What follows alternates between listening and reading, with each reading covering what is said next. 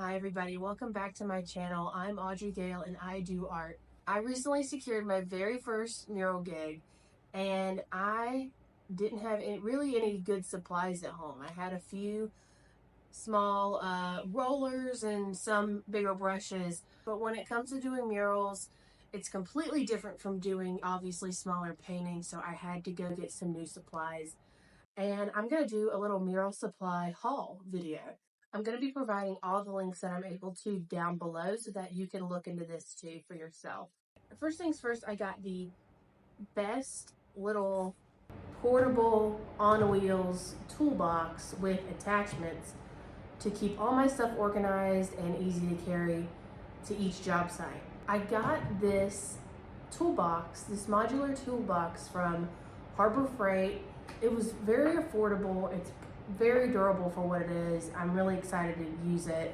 I think it's just going to be the perfect thing to carry all my stuff from one place to the other, from the car to the site. So the first purchase I made, not only for murals, but for my craft shows, is this fan, this portable battery powered fan. I know I've talked about this on my channel before in my last video, but this thing is pretty affordable. This one was $60, but I know at Harbor Freight they have them for as low as $25 and $30. This thing is really powerful, and I'm hoping that it will keep me very cool and preventing heat fatigue whenever I'm on an outdoor mural job in the summer in this Tennessee heat. Next, I made sure to get a good supply of mixing cups with lids because I wanted to be able to mix my paints, pour paints, be able to seal them up and use them maybe a couple days later when I'm on the site again. I didn't want all those paints to dry up in a couple days. Another thing I love about this is that it has all these measurements on the side here so that you can mix paints accordingly and kind of just know how much you have. The next thing I had to buy was paint. I didn't have any exterior paint before. And this mural site is outdoors. I've got a few different colors in the Valspar exterior from Lowe's. I have several of these little samples as well that are very inexpensive. It's like $7. It's really great if you don't need to have a whole bunch of one color, but you do need some. It'll save you $20, $40 from having to buy the quart or the gallon. Speaking of the Tennessee heat, I am definitely going to keep a good amount of sunscreen on deck for these exterior mural jobs. In the big toolbox, it comes with this tray that sits right on top, and it's perfect for my paintbrushes and chalk and pencils and other things like that that could easily get lost. First things first, I have white chalk with a holder.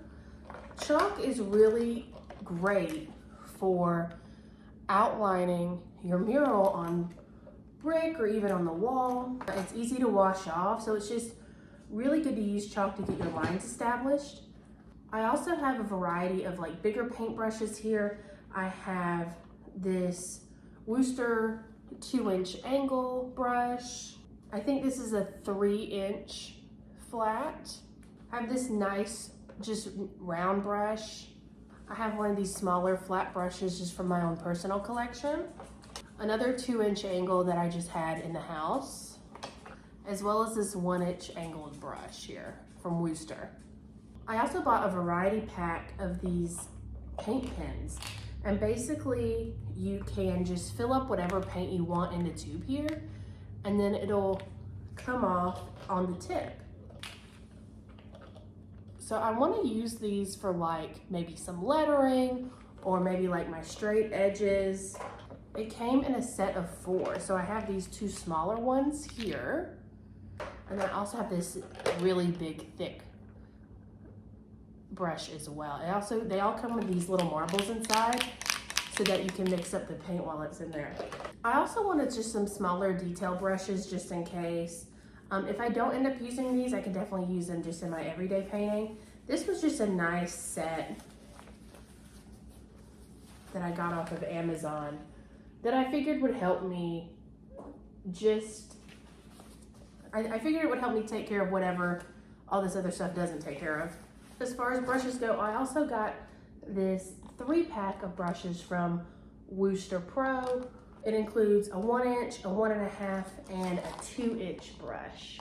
I also just thought this would be really handy to have. This is a Super Stir. Basically, it's 5 tools in one. It's a paint mixer. It can clean your bigger roller brushes. It works as a spatula to get the paint out, and it cleans the lip of the can. I also have several paint rollers.